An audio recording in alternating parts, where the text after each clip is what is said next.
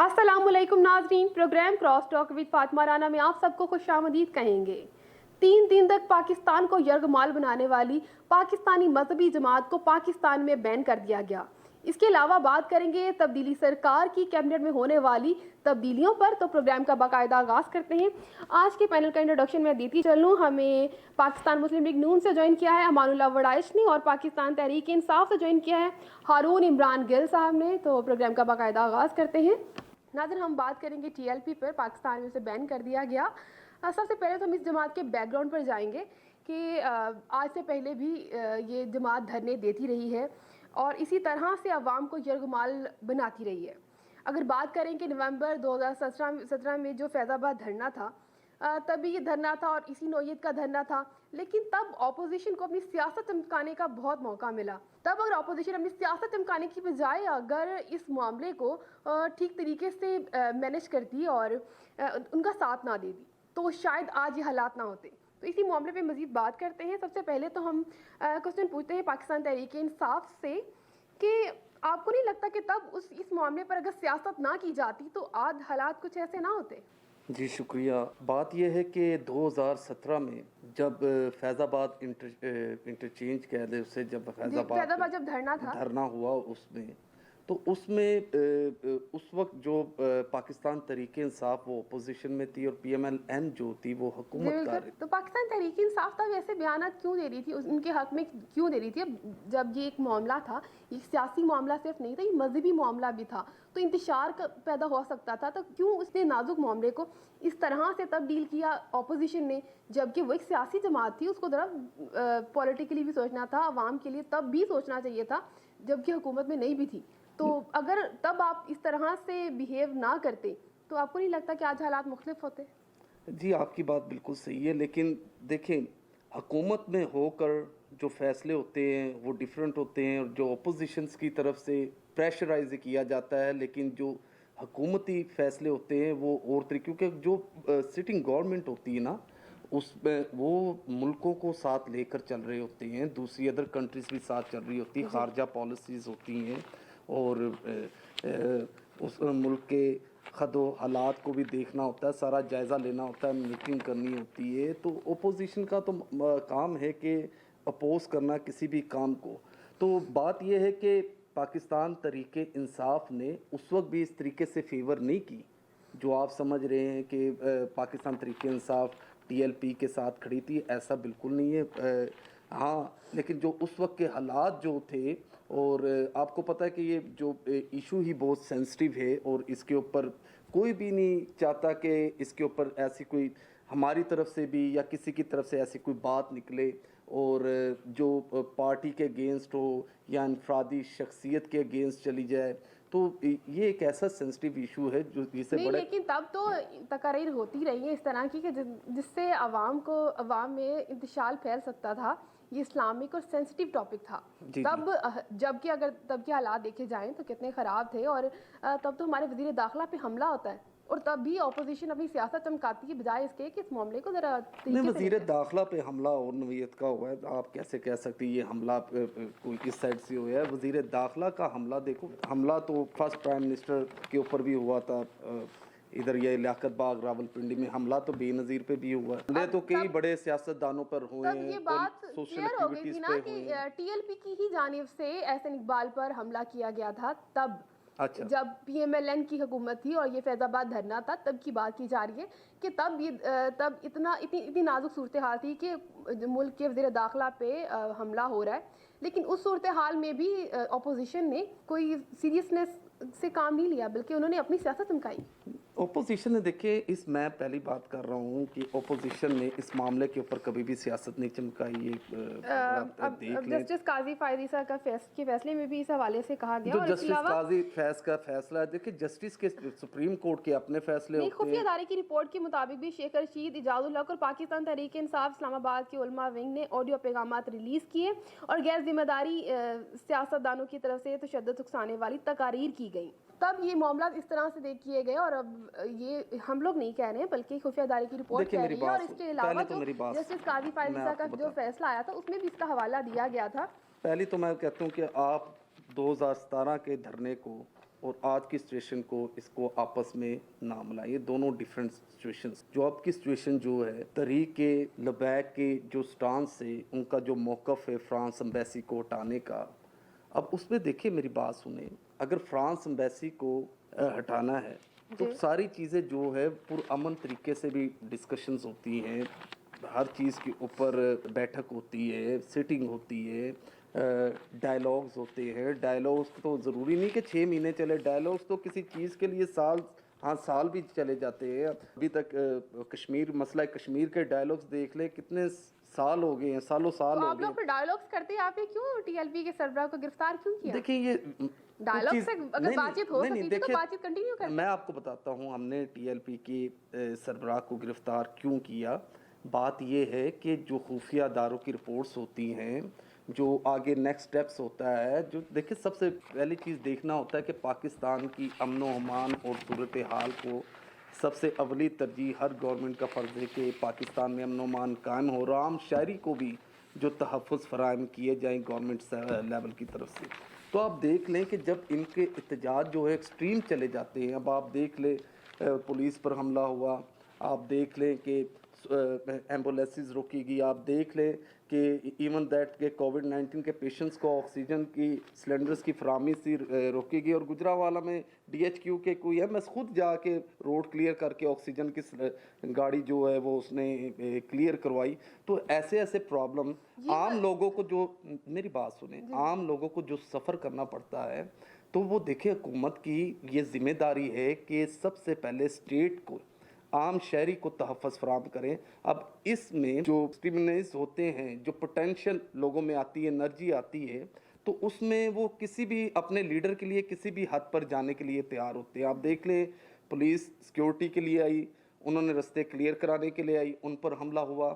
آپ دیکھ لیں جہاں سے انہوں نے روڈز کلیئر کرانے کی کوشش کی وہاں پر اٹیک کیے گئے. یہ والا معاملہ تھوڑا کلیئر کیجیے, کیونکہ ٹی ایل پی کے لوگوں کا کہنا ہے کہ یہ حملہ انہوں نے ہی نہیں کیا, بلکہ حکومت کی جانب سے آرڈر ملنے پر پولیس نے پہلے ان پہ حملہ کیا, ان پہ مار پیٹ کی, اور اس کے ریاکشن جو تھا وہ آیا یہ ٹی ایل پی کی جانب سے. میری بات سننے, کیا سچائی ہے اس معاملے میں؟ ریاکشن ہر چیز کا آتا ہے, ایکشن کے بعد ہی آتا ہے. جب ایکشن ہی نہیں ہوگا تو ریاکشن کس چیز کا ہوگا؟ تو ایکشن دیکھیں کسی نہ کسی کی طرف سے تو جاری ہوا ہے نا ایکشن, اور ریاکشن بھی پھر نکلا ہے, پھر ریاکشن سے پھر ریاکشن نکل رہے ہیں. تو میری بات بڑی دھیان سے, ٹی ایل پی کو آپ نے دیکھا ہے کہ اس کا بھی نوٹیفیکیشن کیا ہے وزارت داخلہ کی طرف سے, اور کیبنٹ میں اس میٹر کو لے کر گیا, جس میں تمام people parties, P M L N اور تمام دیگر جماعت جو ہے, آخر ان کی کوئی رائے ہوگی تو اسے کالا دم قرار دیا.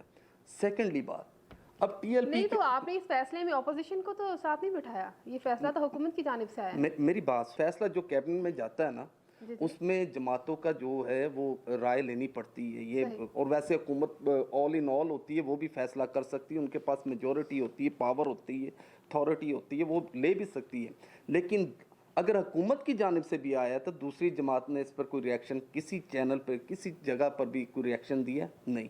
تو اس کا مطلب ہے کہ دوسری جماعتیں بھی چاہتی ہیں کہ کچھ ایسی تنظیمیں ہیں جو اسٹریم پر پہنچ جائے, ان کو کنٹرول کیا جائے, اور اگر کالا دم قرار دے دیا ہے, نوٹیفائی کر دیا ہے. میری بات جماعتوں کا جو بیہیویئر, یہ تو پھر ایک اچھا بیہیویئر ہو رہا ہے. اگر یہی بیہیویئر اگر تب تحریک انصاف کرتی تو یہ معاملہ تبھی سارٹ آؤٹ ہو جاتا. آپ تب کو چھوڑے, اب کی بات کریں تو آج کی بات کرتے ہیں ہم, آج کی پاکستان کی بات کرتے ہیں. اب ان کا نیکسٹ اسٹیپ یہ ہے کہ انہوں نے جانا ہے سپریم کورٹ میں, اور ان کا جمہوری حق ہے, یہ پاکستان کے شہری ہیں, باسی ہیں, ان کا جمہوری حق ہے سپریم کورٹ میں جانے کا.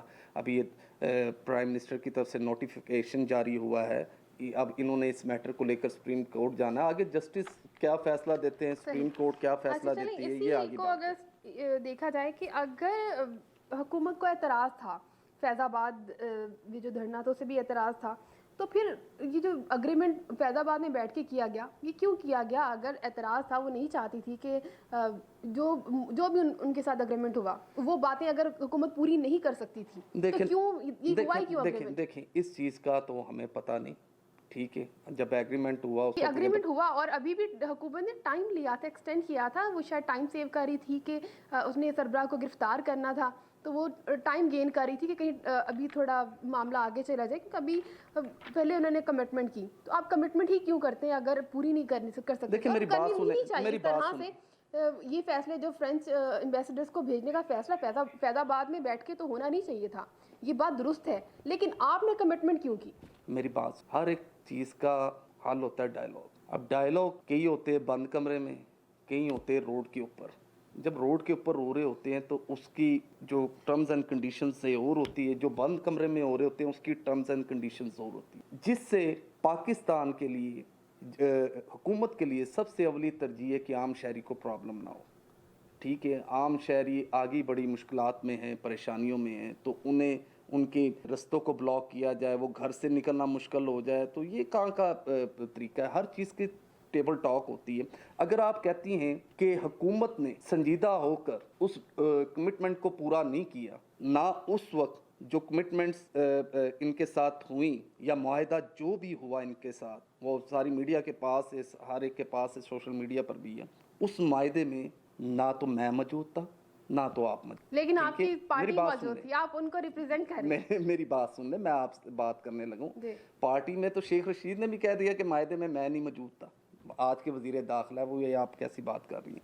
तो बात ये है कि जो मायदा हुआ वो हुकूमत का हुआ, उनका हुआ, और देखिए इस मुल्क की मॉनिटरिंग कर रही है, मेरी आज बात सुन ले, बड़े ध्यान से मेरी बात सुनिए आप मिस फातिमा, इस मुल्क की मॉनिटरिंग कर रही है एजेंसीज, मॉनिटरिंग कर रही है, इंटेलिजेंस मॉनिटरिंग कर रही है, खुफिया दारे मॉनिटरिंग कर रहे हैं, और हर एक चीज़ पे और हालात हाजरा को देखना होता है, उसकी बाउंड्री को देखना होता है, LOC को देखना होता है, इंटरनल मामलात में अगर आप देखते हैं कि ज़रा सा हालात ख़राब हुए तो रेंजर्स को तलब किया गया। तो देखिए इस मुल्क की अमन व अमान, बका और सलामती के लिए इंटेलिजेंस किसी भी हद पर जा सकती है। सही। ठीक है, क्योंकि सबसे पहले पाकिस्तान है। अगर इस मुल्क में खुदा न खास सिविल वार या कोई ऐसी हम देख लें कहाँ कंट्रोल होते हैं जब ऐसे वाक़यात शुरू होते हैं। इंडिया का देख लें कि कहाँ से लेकर इंडिया का और सिखों का जो क्लैश आपस में चला, कहाँ से लेकर मजहबी रंग में कहाँ तक एक्सट्रीमाइज हो गया, तो ये हालात कंट्रोल से बाहर हो जाते। तो मेरे ख्याल से कि कुछ चीज़ें खुदा बेहतर समझता है और नीचे हुक्मरान मुकर्रर किए हुए हैं। नहीं सही, मेरा सवाल जो था वो ये था कि कोई भी जमात उठती है, कोई भी जमात पाकिस्तान की उठती है, ठीक है, कोई छोटी मोटी कोई बन जाती है, किसी भी पॉइंट को लेके वो धरना देती है, ठीक है, वो एक बहुत ऑब्वियसली एक अहम टॉपिक है, लेकिन ये जो फैसला होना है ये एक हुकूमती अहदेदार आपस में बैठ के अपोजिशन को मिला के ये फैसला उस तरह से किया जाना था, बजाय इसके कि फैजाबाद में जाके आप उनको कहते हैं कि नहीं हम आपकी बात मानेंगे, जो आप कहते हैं हम वैसा करेंगे, उनको वादा करके आ जाते हैं और बाद में आके आप उनसे टाइम गेन करते हैं और उसके बाद आके उनके सरबराह को पकड़ लेते हैं। तो मिस फातिमा, ये आप बात कर रही हैं ना, आप तो कोई अदारे की है ना मैं कोई अदारे का हूँ। सारों को जिस मुल्क के पाकिस्तान को जो चला रहे हैं हम तो रिप्रेजेंट कर रहे हैं और करते रहेंगे बाफजले खुदा, लेकिन जो एजेंसियां और जो वॉच कर रही है, मेरी बात सुन, एजेंसीज का ये फैसला था। नहीं मैं नहीं कहता ये एजेंसीज का फैसला था, मैं ये भी नहीं कहता कि ये एजेंसी का फैसला था। मैं ये कह रहा हूँ कि जो लॉ एंड ऑर्डर की सिचुएशन को बेहतर करना हुकूमत वक्त की जिम्मेदारी है, और अगर लॉ एंड ऑर्डर की सिचुएशन ख़राब हो जाए तो एक्सट्रीम पे चली जाए, तो ये आप इस चीज़ का बखूबी अंदाज़ा लगा सकती हैं कि आप इसे कंट्रोल नहीं कर सकते हालात को। अगर हालात बदतर से बदतर होते जाए, घंटों की बात दिनों की हफ्तों पर चली जाए, तो मामला कहाँ से कहाँ पहुँच जाता है इंटरनेशनल लेवल पर।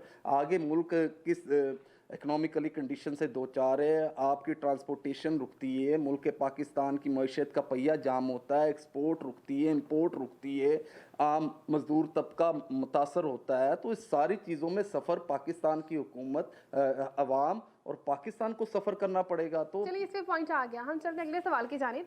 जिस वक्त हुकूमत एक जमात के सरबराह को गिरफ्तार कर रही थी, क्या उसे अंदाज़ा नहीं था कि एक रिएक्शन आएगा? उसके कुछ सपोर्टर्स हैं, वो एक नहीं, कुछ सपोर्टर नहीं, बहुत सपोर्टर हैं उनके भी, ऐसी कोई बात नहीं। लोगों से उन्होंने वोट लिए है, 3 उनके रुकन है असेंबलियों में, تو آپ کو نہیں لگتا تھا کہ وہ لوگ احتجاج کریں گے, سڑکوں پہ آئیں گے؟ اور اس سے پہلے آپ دیکھ چکے ہیں کہ وہ دھرنا دے چکے تھے, اس طرح سے انہوں نے دھرنا دیا, ملک بند کیا, دوبارہ بھی دیکھیں ہو میری سکتا ہے. بات اور سنیں. اس بار آپ ان کے سربراہ کو گرفتار کر رہے ہیں تو ریاکشن اس سے زیادہ آئے گا. تو آپ کو یہ اندازہ نہیں تھا؟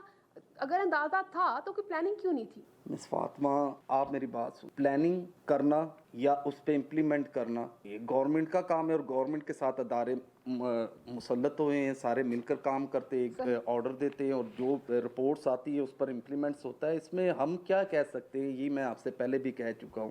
جی ریاکشن آ گیا. ریاکشن تو آتا ہے جب بھی کسی چیز کا آپ ایکشن لیں گے, ریاکشن تو آنا ہوتا ہے. اسی پوائنٹ کو ہم آگے لے کے چلیں گے. کچھ اور سوال بھی ہیں جو ہم نے جانے, اس پہ آپ کی رائے لیں گے, لیکن ابھی ٹائم ہو رہا ہے بریک کا, چلتے ہیں بریک کی جانب.